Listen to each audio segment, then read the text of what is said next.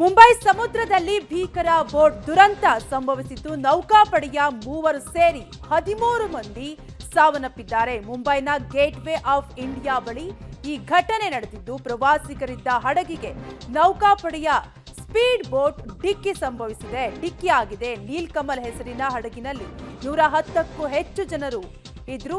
4 helicopter 11 navy ಬೋಟ್ಗಳಿಂದ ರಕ್ಷಣಾ ಕಾರ್ಯಾಚರಣೆಯನ್ನು ಕೂಡ ಮಾಡಲಾಗಿದೆ. 100ಕ್ಕೂ ಹೆಚ್ಚು ಜನರನ್ನ ನೌಕಾಪಡೆ ಈಗಾಗಲೇ ರಕ್ಷಿಸಿದ್ದು ಮುಂಬೈ ಸಮುದ್ರದಲ್ಲಿ ಭೀಕರ ಬೋಟ್ ದುರಂತ ಸಂಭವಿಸಿದ್ದು ಇಂದು ಮಧ್ಯಾಹ್ನ ಮುಂಬೈ ಕರಾವಳಿಯಲ್ಲಿ ದೋಣಿಯೊಂದು ಮುಳುಗಿ ಕನಿಷ್ಠ 13 ಮಂದಿ ಸಾವನ್ನಪ್ಪಿದ್ದು 100ಕ್ಕೂ ಹೆಚ್ಚು ಜನರನ್ನ ರಕ್ಷಿಸಲಾಗಿದೆ.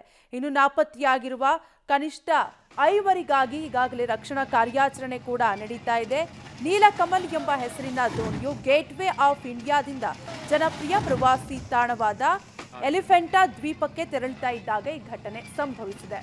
ಡೀಟೇಲ್ಸ್ ಕೊಡಲು ನಮ್ಮ ಪ್ರತಿನಿಧಿ ಪ್ರಕಾಶ್ ದೂರವಾಣಿ ಸಂಪರ್ಕದಲ್ಲಿ ಕನೆಕ್ಟ್ ಆಗಿದ್ದಾರೆ. ಪ್ರಕಾಶ್, ಘಟನೆ ಹೇಗಾಯಿತು? ನಿಖರವಾದ ಕಾರಣ ಏನು?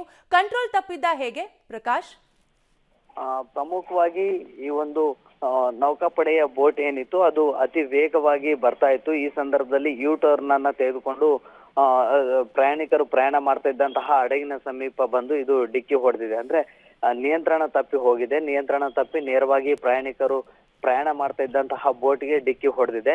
ಆ ಒಂದು ವೇಗದ ಒಂದು ರಭಸಕ್ಕೆ ಆ ಒಂದು ಪ್ರಯಾಣಿಕರಿದ್ದಂತಹ ಬೋಟ್ ಕೂಡ ಮುಳುಗಿದೆ. ಸೊ ಹಾಗಾಗಿ ಈ ಒಂದು ಘಟನೆಯಲ್ಲಿ 13 ಜನ ಮೃತಪಟ್ಟಿದ್ದಾರೆ. ಜೊತೆಗೆ 90ಕ್ಕೂ ಹೆಚ್ಚು ಜನರನ್ನ ಈಗಾಗಲೇ ರಕ್ಷಣಾ ತಂಡಗಳು ಅವರನ್ನ ರಕ್ಷಣೆಯನ್ನ ಕೂಡ ಮಾಡಲಾಗಿದೆ. ಜೊತೆಗೆ ಇದು ಗೇಟ್ ವೇ ಆಫ್ ಇಂಡಿಯಾದಿಂದ ಯುನೆಸ್ಕೋ ಪರಂಪರೆಯ ಎಲಿಫೆಂಟಾ ದ್ವೀಪಕ್ಕೆ ಸಾಕಷ್ಟು ಪ್ರಯಾಣಿಕರು ಪ್ರವಾಸಿ ತಾಣ ಅದು. ಸೊ ಹಾಗಾಗಿ ಪ್ರತಿ 5 ನಿಮಿಷಕ್ಕೊಮ್ಮೆ 100 ಪ್ರಯಾಣಿಕರು ಬೇರೆ ಬೇರೆ ಬೋಟ್ಗಳಲ್ಲಿ ಅದೇ ಮಾರ್ಗವಾಗಿನೇ ತೆರಳುತ್ತಾ ಇದ್ರು.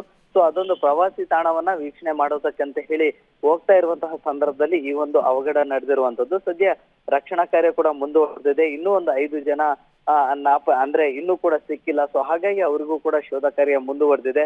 ಸದ್ಯ ಸ್ಥಳದಲ್ಲಿ joint operation commander officer and ಅವರ ತಂಡ ಕೂಡ ಅಲ್ಲೇ ಬೀಡು ಬಿಟ್ಟಿದೆ. ಕೆಲವರು ಯಾರೆಲ್ಲ ರಕ್ಷಣೆಗೆ ಒಳಗಾಗಿ ಅಂದ್ರೆ ರಕ್ಷಣೆಯನ್ನು ಮಾಡಿದ್ರು ಅಂತವರನ್ನ ಸ್ಥಳೀಯ ಖಾಸಗಿ ಹಾಸ್ಪಿಟಲ್ಗಳಿಗೂ ಕೂಡ ಶಿಫ್ಟ್ ಮಾಡಲಾಗಿದೆ. ಜೊತೆಗೆ ಅಲ್ಲಿ ಚಿಕಿತ್ಸೆ ಕೂಡ ಮುಂದುವರೆದಿದೆ.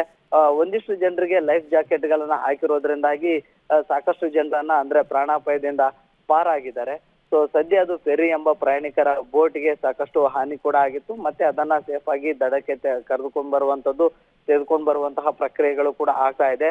ಸೊ ಅಲ್ಲಿ ಸ್ಥಳೀಯ ಪೊಲೀಸರು ಜೊತೆಗೆ ಕೋಸ್ಟಲ್ ಗಾರ್ಡ್ ನ ಸಿಬ್ಬಂದಿಗಳು ಜೊತೆಗೆ 4 ಸೇನಾ ಹೆಲಿಕಾಪ್ಟರ್ಗಳ ಮೂಲಕವಾಗಿ ಕೂಡ ಸಂಜೆಯಿಂದ ರಕ್ಷಣಾ ಕಾರ್ಯ ಕೂಡ ಮುಂದುವರೆದಿತ್ತು. ಸಂಪೂರ್ಣವಾಗಿ ಈಗ ರಕ್ಷಣಾ ಕಾರ್ಯ ಅಂತ್ಯ ಆಗಿದೆ. ಒಂದು ಹಂತಕ್ಕೆ ಅಂತ್ಯ ಆಗಿದೆ. ಆದ್ರೆ ಇನ್ನೊಂದು 4-5 ಜನ ಮಿಸ್ಸಿಂಗ್ ಆಗಿದ್ದಾರೆ. ಸೊ ಅವರಿಗಾಗಿ ಈಗ ಒಂದು ಹಂತದಲ್ಲಿ ಶೋಧ ಕಾರ್ಯ ಮುಂದುವರೆದಿದೆ. ಕಾವ್ಯ, ಥ್ಯಾಂಕ್ ಯು ಪ್ರಕಾಶ್ ಡೀಟೇಲ್ಸ್ಗಾಗಿ. ಮುಂಬೈ ಸಮುದ್ರದಲ್ಲಿ ಭೀಕರ ಬೋಟ್ ದುರಂತ ಸಂಭವಿಸಿದ್ದು 13 ಜನರು ಸಾವನ್ನಪ್ಪಿದ್ದಾರೆ.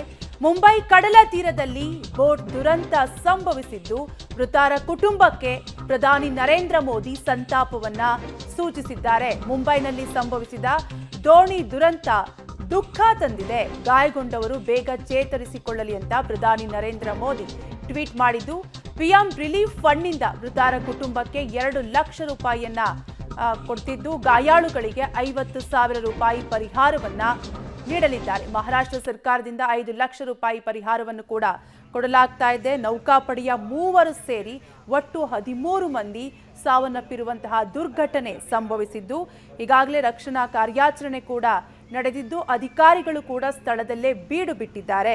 ಮುಂಬೈನ ಗೇಟ್ ವೇ ಆಫ್ ಇಂಡಿಯಾ ಬಳಿ ಈ ಘಟನೆ ಸಂಭವಿಸಿದ್ದು ಪ್ರವಾಸಿಗರಿದ್ದ ಹಡಗಿಗೆ ನೌಕಾಪಡೆಯ ಸ್ಪೀಡ್ ಬೋಟ್ ಡಿಕ್ಕಿಯಾಗಿದ್ದು ನೀಲ್ಕಮಲ್ ಹೆಸರಿನ ಹಡಗಿನಲ್ಲಿ 110ಕ್ಕೂ ಹೆಚ್ಚು ಜನರು ಇದ್ರು. 4 ಹೆಲಿಕಾಪ್ಟರ್ 11 ನೇವಿ ಬೋಟ್ಗಳಿಂದ ರಕ್ಷಣಾ ಕಾರ್ಯಾಚರಣೆಯನ್ನ ಮಾಡಲಾಗಿದೆ. ಈಗಾಗಲೇ ಸುಮಾರು 100 ಜನರನ್ನ ರಕ್ಷಣೆ ಮಾಡಲಾಗಿದ್ದು ಇನ್ನೂ ಕೆಲವು ಮಂದಿ ನಾಪತ್ತೆಯಾಗಿದ್ದಾರೆ ಅಂತ ಹೇಳಲಾಗ್ತಾ ಇದೆ.